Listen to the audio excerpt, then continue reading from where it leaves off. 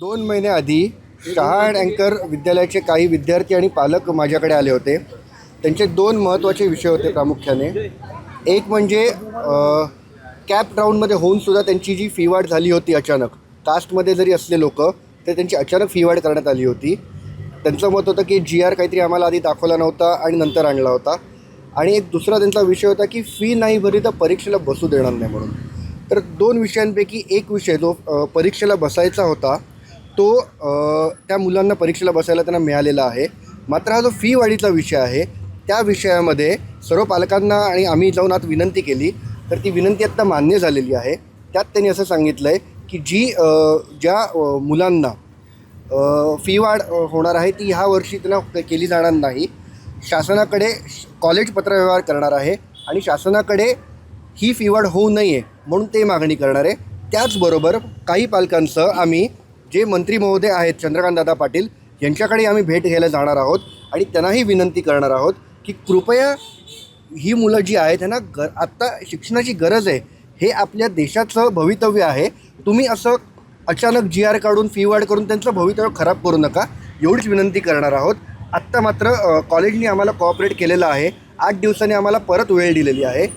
याचबरोबर एक मुलगी आहे, एक मिनटं ताई,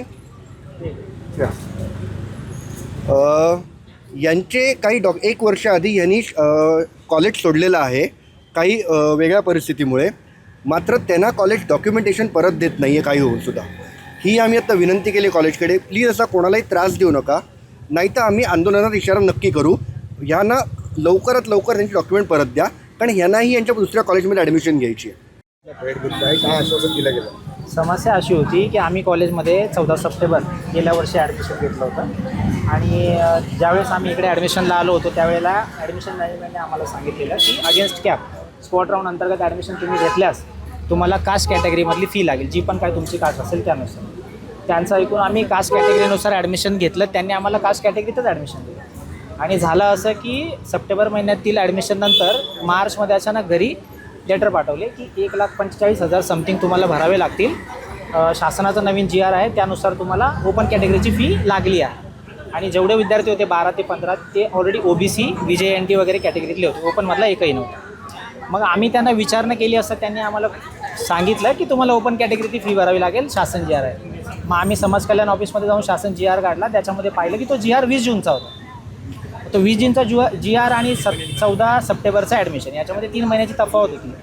मग त्या संदर्भात आम्ही महाराष्ट्र नवनिर्माण विद्यार्थी सेनेचे जे आमचे दादा आहेत देसाई सर यांच्याकडे गेलो. त्यांच्याकडे गेल्यानंतर त्यांनी आम्हाला खूप चांगल्या प्रकारे मदत केली आणि त्यांच्या थ्रूच आम्ही इकडे आलो आणि आमचे मुद्दे मांडल्यानंतर आमच्या मुलांना त्यांनी गेल्या वर्षी परीक्षेला पण बसू दिली, ह्याच वर्षी परीक्षेला पण बसू दिलं आणि पुढच्या वर्षी जी फी आम्हाला फुल फीज मागणार होते त्याच्यावर पण त्यांनी मार्ग काढून आता फुल फीज ते घेणार नाही. म्हणजे आमचा प्रश्न जवळपास 100% मार्गी लागलेला आहे. याच्यासाठी आम्ही सर्व पालक महाराष्ट्र नवनिर्माण विद्यार्थी सेनेचे मनापासून आभार मानतो आणि त्यांनी असेच कामं करत राहावे असं आम्ही सांगतो.